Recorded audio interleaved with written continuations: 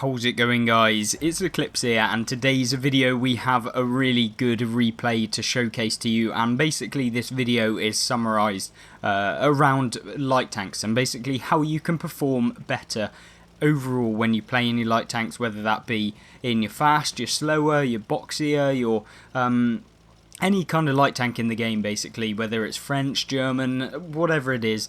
Today's video will basically cover some ways in which you can actually perform the best within your light tanks, and also a couple of different things that you can actually do in order to win games where you know that your team aren't doing particularly very well, you know that you've got to do a couple of new things, and that you have to really do perform well within those games that you are playing. So today's video going to cover everything. Hopefully you do enjoy, but as far as the gameplay for World of Tanks is concerned, this is what we have. We are on Arctic region, I believe it's called, and basically what we have on this map is the typical case of the three kind of locations on the map where you can take your tank, whether that be through the left flank, the middle of the flank, or the right flank, basically, or I should say the middle of the map, I should say, actually, because it's not a flank, is it? But yeah, so there's three positions. You can kind of go down the three kind of traditional routes that World of Tanks usually has on all of its maps, except from the brand new ones, at which case it has about 10 different routes that you can go down. So what should you do in your light tank? Where do you want to take your tank in order to maximise on those routes? Well, here on Arctic region, what we are doing is taking this central point to get some early spotting damage, which we did do. 1400 assistance nearly at the beginning of the game. We did pick up 2 shots of damage, and one of them was a little bit unlucky as to not actually pick up that final bit of damage, but it has showcased the sort of thing that you want to be doing at the early game in your light tanks, and that is basically not being too aggressive to the point where you're actually YOLOing in, but what you do want to do is make sure that you are in a position to spot and also deal damage at the beginning of the game. Now that's obviously pretty generic, you know, everyone would know that, but what I mean is do not be the one that rushes in to just spot the enemy team. You know, spot 9 targets, yes, well done, you've spotted 9 targets on the enemy team, but you've also lost 90 to 100% of your hit points in the process, and no one's actually hit them because, remember, you are like 70 kilometers an hour compared to the super heavies and the mediums on your tank, which go between 20 and 40 basically in the game. So remember, when you spot early on in the game, it's very unrealistic to expect to get very much spotting damage, especially if you YOLO in at the beginning of the game. So maintain your hit points for the late game of World of Tanks, and that is where light tanks become so much better, because I feel like a lot of people, they take their hit points into positions and they lose them so early on in their light tanks that when it comes to the late game, they're no longer able to take one shot from a heavy tank as they go in and, you know, out-traverse them. So that's kind of where you want to save it up. It's for those bits at the end of the game where you know you've got enough hit points to take a couple of hits whilst you out-traverse heavy tanks and whilst you out-traverse mediums using your mobility, and that's where I feel like a lot of players go wrong in World of Tanks. Now, of course, it's easy for me to say I have played 20,000 battles, but what it is important is that kind of you take experience of players that have played the game a little bit more, maybe. Obviously, if you've already played the game much more, you've got way better stats than me, then whatever. But if you are trying to improve and you're finding it a struggle in your light tanks, then hopefully this video will actually help. And these kind of talking over, giving some kind of analysis as to the gameplay and what positions you should be taking, will show you some areas of the map that you want to be doing and what you're thinking about at the various different points within your gameplay. Now, in this one, the real crux of the game doesn't really happen until the mid to late stages of the game, where it kind of comes into this position where we're starting to lose. And so for this part of this video, we're kind of a bit not really doing too much. We're having to be quite passive because obviously if I was to be super aggressive, I'm going to either go into a Jaegeru or an E4 or a STRV 103 that's camping on the hill, or alternatively we get spotted and then hit by artillery and lose a lot of our hit points. So you have to make sure that you're not going too aggressive, and so that's why we're saving up a little bit of hit points for this late game. Now, what are we doing at this point? Well, we've noticed that there's a lot of tanks over on the right hand flank, and the majority of our team are just camping in the base or camping next to the base, not really doing too much. So what we're trying to do here, get some side shots onto these people that genuinely don't know that we're here, because obviously we've got good camo in your light tank, and we'll look at a setup that you want to be using in your light tanks in just a second. So yeah, really, really crucial that you have the coated optics, basically, and also make sure that you have your vertical stabilization, or stabilizers I should say, if you are playing in your light tanks, because you want to be able to hit on the move. You don't want to be worrying about accuracy when you're broadsiding someone, and you also don't want to be basically worrying about accuracy when you need to hit your shots. Now, we try a shot on the Object 279E, of course it's got broken frontal armour, so it was unlikely that we'd actually get hit on him, but what we are trying to do is just take out the various different tanks on that flank to kind of have a better game overall. Now, game's not looking too good. Our team are all locked into 1/4 of the map, basically. Their whole team has got the following 3/4 of the map, but what they aren't doing is using it effectively, so that's where you kind of realise, I guess, as you play more, is that having map control is one of the most important things in the game, because it allows you to be fluid, allows you to move through the map without being spotted by the enemy, allows you to make plays according to how the enemy players are actually playing. So in this game in particular, I was making sure that I am actually kind of in an area whereby we can deal some damage. Now, I kind of make a little bit of a misplay. Well, I definitely make a misplay here. I know that the 13105 is reloading, so what we are trying to do is just whittle down as many hit points as we can do on him, but in return we do take a full Progetto kind of hit. He does miss us with his final shot, so we get a little bit lucky. But now it's kind of time to kind of retreat now, and so we lost a lot of hit points in that trade. Obviously, I was trying to just get some damage off, try and make sure that we help our team out, use our hit points when needed, because if we don't push this flank, it is going to end up with us losing the game. Now, doesn't necessarily mean that we will lose the game if I didn't do that, or if I did, but if I'm going to have to deal with 3 tanks from this kind of position, it's not going to be too good for us. So getting as many of them out of the game, as you'll see that the Lorraine 40T actually picked up the light tank, which is really, really, really helpful for us here. Now, we go undetected. What kind of position can you use from this position? And it is so effective on this map. Is you see where the medium tank is next to our artillery? That is an actual crucial position for defending on this side, and if the enemy team push from that B1 area of the map, this is basically the perfect counter, because what you can do is you can get hold down, you've got bushes, you can remain undetected, you can spot all of the enemy tanks that are pushing up, like this Progetto. As we slap in a couple of shots, we are a bit laggy within this game, so it was a bit weird playing with the lag, but what we do now is just stop them from advancing anymore. This is a position which just completely halts the advance of that flank, and whilst we're talking about advancing of a flank, our right hand side of the map have now aggressively pushed up towards their base. We've got 2 artillery there, and also a TD in the form of the Stritzfarm 103. So how's it looking? We've got 2 mediums up there, 1 medium with us, a TD with us, and also the artillery on our team.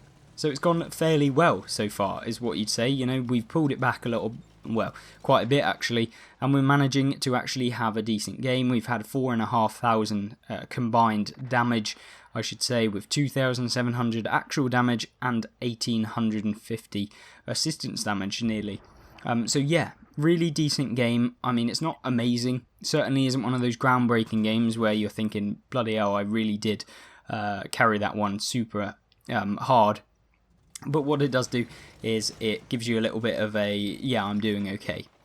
Now, I don't tend to look at the damage statistics, and a lot of people will do the same if they get my drift, because often if I think I've had a good game, I will start to do silly things just to get the extra amount of damage, and it kind of puts you in a position where you're just trying to YOLO in to get as much damage as possible in a game where you think that you're going to really try hard.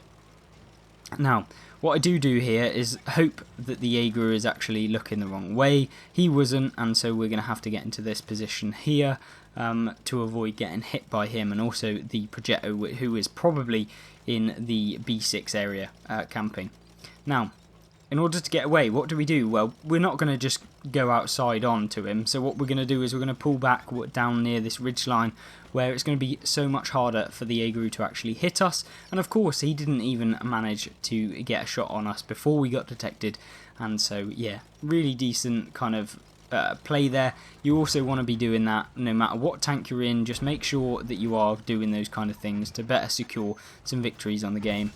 Now, Progetto in the back, we're playing a risky game here. He's obviously aimed at us and we're trying to just snapshot him. We didn't actually deal any damage to him, which is super annoying considering we really do need to take him out of the game.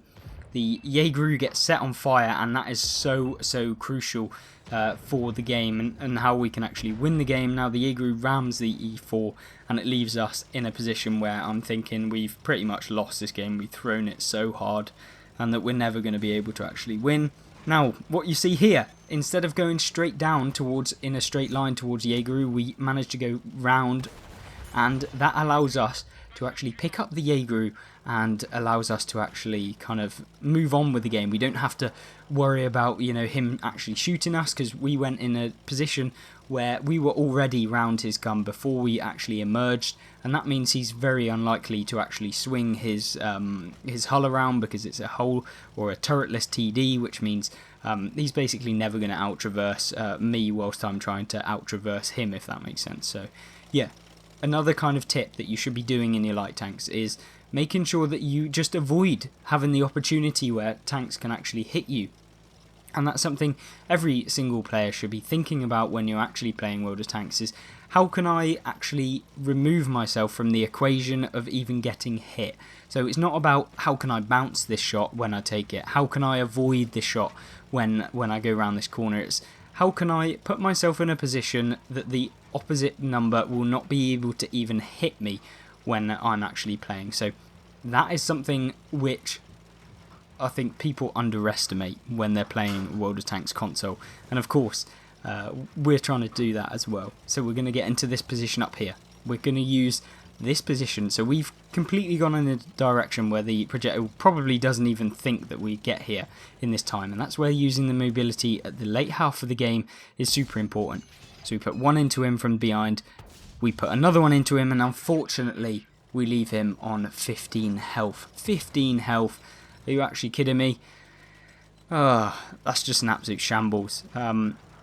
We did low roll there with both of our shots, of course, because of the RNG in the game, which is unfortunate. But what we are doing now is we're going to go right over to this side. We did see that the projector was actually moving towards us from the other direction, so I wouldn't expect him to actually be looking this way. And so what we're going to use is obviously use these ridge lines, and that's another key aspect of the game. Make sure that you use the ridge lines so that you avoid any potential way of getting hit in the side, and avoid us actually getting kind of any area where we're gonna get hit from somewhere that we weren't expecting. So yeah, that's another key aspect of the game. Now, of course, what I was doing there is I knew that our medium tank was gonna take out that projector who's on 15 health. You know, come on. And then what we were doing is just making sure that the STRV, the tank destroyer on their team, wasn't being super aggressive to take us out before we got a chance to remobilise and pick a different position. Now, what I'm doing here, making sure to go slow. I don't want to go around a corner and the STRV be sat there pre-aiming that corner without kind of being able to pull back around very, very quickly so that he wouldn't be able to get a shot on us. Now what I do here, pop the fuel boost, and what I do try to do is use this position that you can actually get up into. Now, do I get up into it? No. But what you can do is, if you have got up a bit of speed, if you're going 70 km/h plus, then what you can actually do is get up on top of that hill. You can get shots on artillery that are in the bowl bit in A8 and A9. It's a boosting spot, you know. It's quite hard to get up there, but when you do, it's actually a really good position to try and take out people that are camping around this corner right here to my right, where I think that the STRV might be. And what we're going to do is dip into the little bowl over here, and that's the area that I was talking about where the artillery are usually at, and you can get shots into them. Now, as far as this game, how's it going? Well, we've got 15 seconds left on the clock. It's 3 versus 3. Who's going to win? Well, it's the team who does the most damage. How do we know who's done the most damage? We don't. So what do we need to do? We need to kill the artillery. We've got one. We put another one into him. The T-92's there. We put another one into him, and we've won the game, because no matter what happens, the SDRV isn't going to take us out of the game, and another tank within that time. So we win the game, 3 versus 1. Of course, the team with the most surviving tanks wins the game, unless you both have the same amount of tanks in the game are left alive. And of course, we pick up 4,157 damage, 2,200 assistance damage. We don't get a first class badge, but we do get 100,000 silver nearly because of the operation that's going on right now.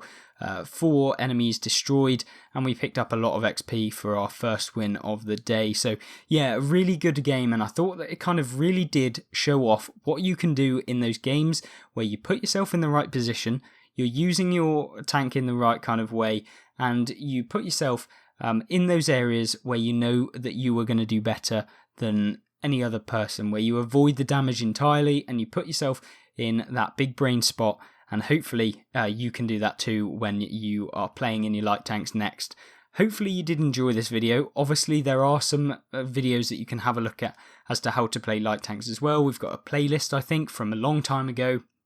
That one we play in the Manticore and show off a couple of positions that you want to be doing and thinking about, very similar to this one.